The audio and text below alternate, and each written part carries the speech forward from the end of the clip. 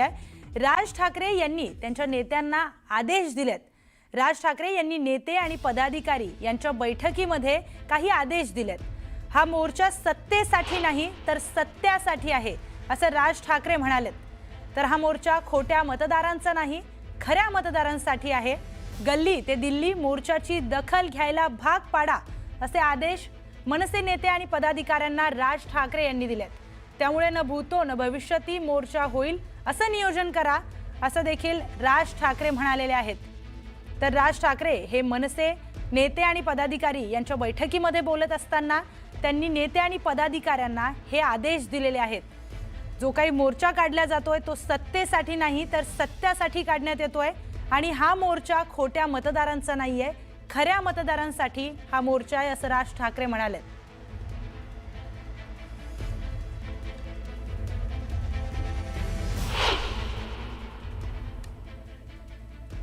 तर आपले प्रतिनिधी राजेश शिंदे यांच्याशी। राजेश, राज ठाकरे यांनी मनसे नेते आणि पदाधिकाऱ्यांना मोर्चा संदर्भात काही आदेश दिलेले आहेत, काय अधिकची माहिती? नक्की सुवर्ण, 1 तारखेचा जो महामोर्चा होणार आहे, महाविकास आघाडी आणि मनसे यांचा संयुक्त हा मोर्चा होणार असल्याची घोषणा यापूर्वीच करण्यात आली होती आणि त्या मोर्चाच्या अनुषंगेच राज ठाकरेंनी आज मनसे पदाधिकाऱ्यांच्या नेत्यांची एक विशेष अशी तातडीची बैठक बोलावली। या बैठकीमध्ये हा जो मोर्चा असणार आहे हा कशा प्रकारे मनसेचा याच्यामध्ये सहभाग असणार आहे, मनसे कशा प्रकारे त्यांची पुढची भूमिका घेणार आहे। कारण आपण पाहिलं की मनसे अध्यक्ष राज ठाकरे यांनी मतदार याद्यांच्या बाबतचा जो आक्षेप होता हा काय गेल्या अनेक महिन्यांपासून हा लावून धरला होता। त्यानंतर जे मेळावे झाले होते, दसरा मेळावा असो किंवा त्यानंतर जो मागील गेल्या आठवड्यात जो मेळावा झालेला त्यामध्ये देखील त्यांनी त्यांची जी भूमिका जी होती ती अधिक धारदार केली होती आणि त्यानंतर हा मोर्चा जो आहे हा महाविकास आघाडी आणि मनसे यांच्या संयुक्तपणे हा घेणार असल्याचं देखील घोषित केलं होतं। त्यानंतर आजच्या बैठकीमध्ये ह्या मोर्चाचं नेमकं स्वरूप काय असणार आहे, हा मोर्चा कशा प्रकारे हा मुंबईमध्ये काढण्यात येणार आहे याच्या बाबतीत जी आहे ती चर्चा झाल्याची सूत्रांकडून माहिती कळते। बैठक पूर्ण झालेली असली तरी देखील या बैठकीनंतरची एक महत्त्वाची घडामोड देखील सुवर्ण मी सांगू इच्छितो की काही वेळातच इथे संजय राऊत जे आहेत ते येणार आहेत आणि संजय राऊतांशी याबाबत राज ठाकरे चर्चा करण्याची शक्यता आहे की मोर्चाचं स्वरूप कशा प्रकारे ठेवायचं आहे आणि हा मोर्चा नेमका आझाद मैदान, मुंबई महानगरपालिका, छत्रपती शिवाजी महाराज टर्मिनस की निवडणूक आयोग अशा वेगवेगळ्या जे ठिकाणं आहेत त्या ठिकाणहून हा मोर्चा कसा निघणार आहे, त्यानंतर या मोर्चामध्ये कोणत्या नेत्यांची भाषणं निश्चितच राजेश, या मोर्चामध्ये नेमकं राज ठाकरे आता आणखी काय बोलतायत पाहणं महत्त्वाचं ठरणार आहे। धन्यवाद माहितीसाठी। पुढची महत्त्वाची बातमी, मुंबई महापालिकेसाठी भाजपकडून 150+ जागांचं टार्गेट ठेवण्यात आलंय। केंद्र आणि राज्यापाठोपाठ आता मुंबई महापालिकेमध्ये वर्चस्व प्रस्थापित करण्याचा भाजपचा मानस आहे आणि त्यासाठी ही आखणी भाजपकडून करण्यात येते। 150 जागांवर उमेदवार उतरवण्याचा भाजपचा प्रयत्न आहे। तर शिंदे गटाला 65 ते 75 जागा देण्यास भाजप अनुकूल असल्याची माहिती सूत्रांकडून मिळाली आहे। महाविकास आघाडीचे प्राबल्य असलेल्या भागामध्ये मतांची फाटाफूट झाल्यास फायदा होण्याचा भाजपचा अंदाज आहे। तर राज ठाकरे आणि उद्धव ठाकरे यांच्या समीकरणावर राजकीय गणित ठरणार आहे हे नक्की।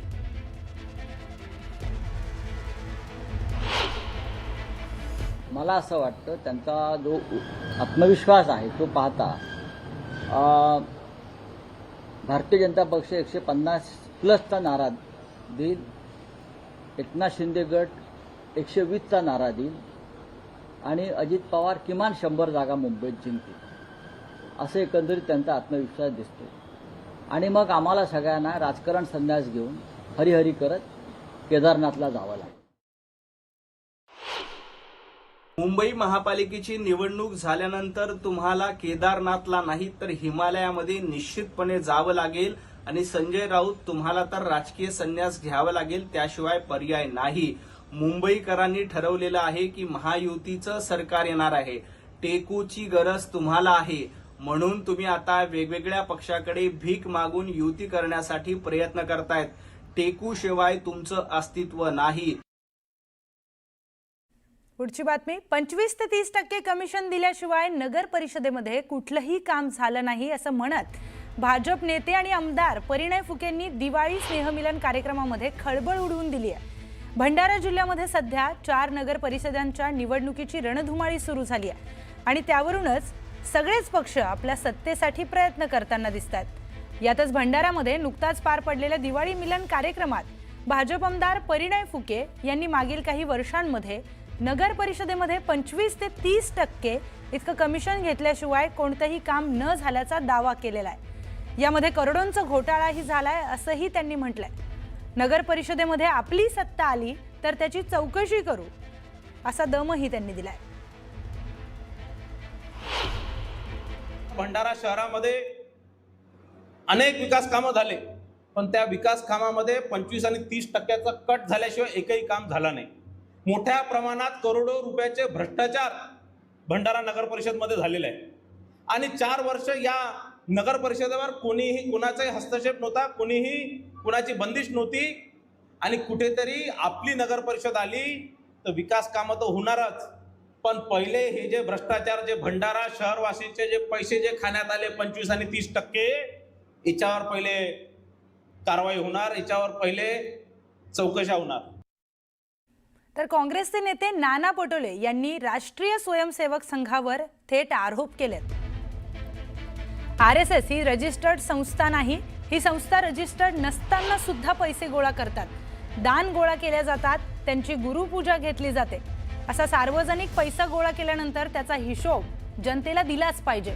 त्यामुळे जे पैसे गोळा होतात ती संस्था काय करते, त्या संस्थेचा मूळ उद्देश काय, त्यामुळे RSS वर बंदी घालावी अशी मागणी नाना पटोले यांनी केली आहे। वंचित बहुजन आघाडी आणि आंबेडकर अनुयायी रस्त्यावर उतरले, यावर नाना पटोले बोलत होते। ही संस्था रजिस्टर्ड नसल्यानंतरही सुद्धा त्याला पैसे गोळा केले जातात, दान गोळा केला जातात, त्यांची गुरुपूजा घेतली जाते। अगदी सार्वजनिक पैसा गोळा केल्यानंतर त्याचा हिशोब जनतेला दिलाच पाहिजे, त्याला चॅरिटी कमिशनकडे असलंच पाहिजे। पण अखेरी जे काही आहे ते आपल्याला त्याच्याबद्दलचं एक गुपित अजूनही जनतेच्या मनात आहे।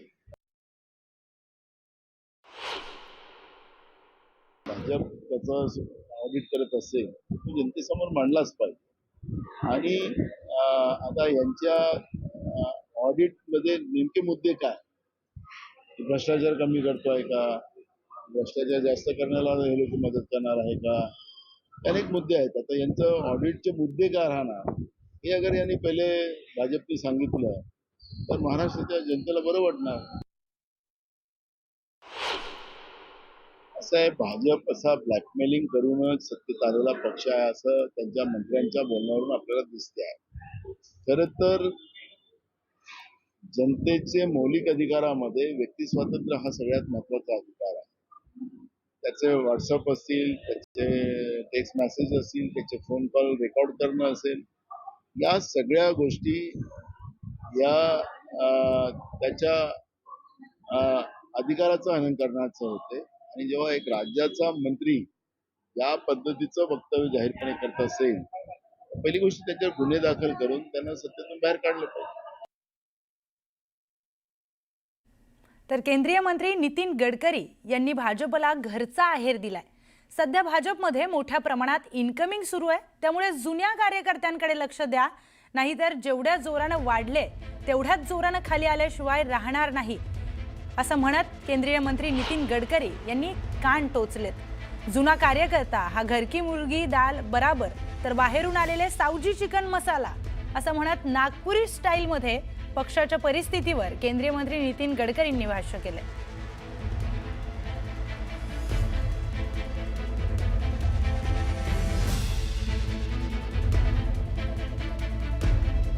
असा आहे का चांगला माणूस असतो घर की मुर्गी डाल बराबर, त्यामुळे बाहेरचा चिकन मसाला सावजीचा चांगला लागतो। जरा जुन्या लोकांकडे लक्ष ठेवा। हे जोपासलेले कार्यकर्ते माझ्या का आता मी तर नाही आहे, तुम्ही नेतृत्व करता, जर या प्रामाणिक कार्यकर्त्याची तुम्ही कदर नाही केली तर जेवढ्या जोराने वरती चालल्यात तेवढ्या जोराने खाली आल्याशिवाय राहणार नाही, हे तुम्ही लक्षात ठेवा। त्यामुळे जुन्या कार्यकर्त्याची आठवण लक्षात ठेवा।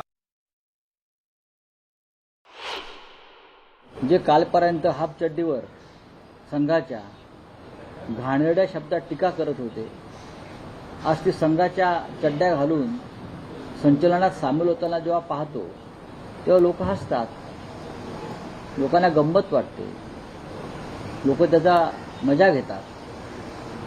भारतीय जनता पक्षामध्ये आज त्यांच्या स्वतःचे असे 20% लोक आहेत आणि बाकी सगळे बाहेरून आलेले हौसे नवसे गवसे आहेत.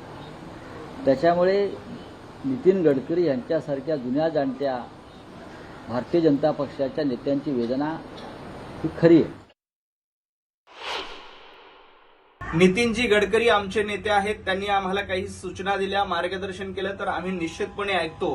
परंतु वंदनीय बाळासाहेब ठाकरे यांनी जो मंत्र दिला होता, ज्यांनी जो विचार दिला होता, तो विचार सोडून तुम्ही सोनिया गांधी आणि काँग्रेसची गुलामी करण्यामध्ये रममान झाला आहात.